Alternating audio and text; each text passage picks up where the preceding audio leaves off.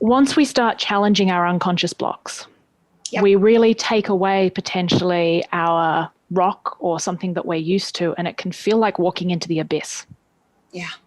What can you do about that? It seems pretty hard. It is hard. And I don't recommend that you don't have to get rid of the belief right away. Keep it for as long as you need until you are comfortable. And that's why the experiments are so small, because you want to build up evidence that change is going to benefit you. Sometimes we've held these for a really long time. So one small example is a gentleman came to me, and we'd been working together for a while, and he said, my family doesn't think I show up, especially my son. So when you come to me with an assumption like that, I might say, why do you think that? You know, where's your data? Where's your information? And he said, I was walking by my son's room the other day, and I heard him making a joke about, oh, of course he'll show up. Ah, ha, ha. No, he's not. My dad never shows up for anything. And he and his friend laughed. And I have always believed that my job was to take care of the family financially. And so I have worked really hard to do that. And I never prioritized spending time with them.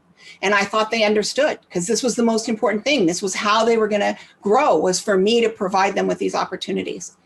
And what if that's not right? What if I need to spend time with them? What if I spend time with them and then I fail at work because the only reason I'm this good is because I've worked this much? It's a big one to deal with.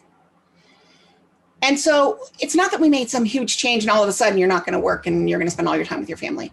He did a really small thing. He said, okay, I'm going to experiment I'm going to talk to my son and see if we can set up 1 or 2 times that are repetitive that I can show him that I will show up. And so he negotiated with his son, and what they came to was 2 mornings a week, they would bike ride from 7 to 7:30. And he thought ahead and he thought, you know what though, I travel. And I put it in the morning because sometimes I have to work late.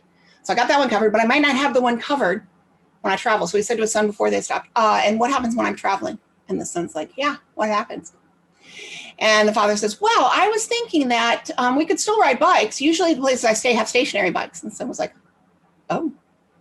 He says, or we could walk. I could call you and we could walk if that's easier. And the son's like, oh. And so he said, so what do you think? And the son said, well, why don't we just start with you calling me on the days you're supposed to?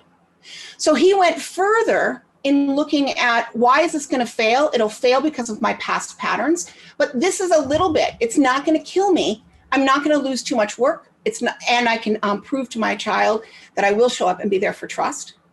So while he had this really big rock that I've taken care of my family and I've done what I needed to do, there were some smaller streams that implicated that he needed to take a look at. And that's how I do think about things. Often we're not changing some big, huge thing. We're changing the strings that come from that. And we're then seeing, well, what other strings might be beneficial? What other places might bringing some of that expansion into be good for?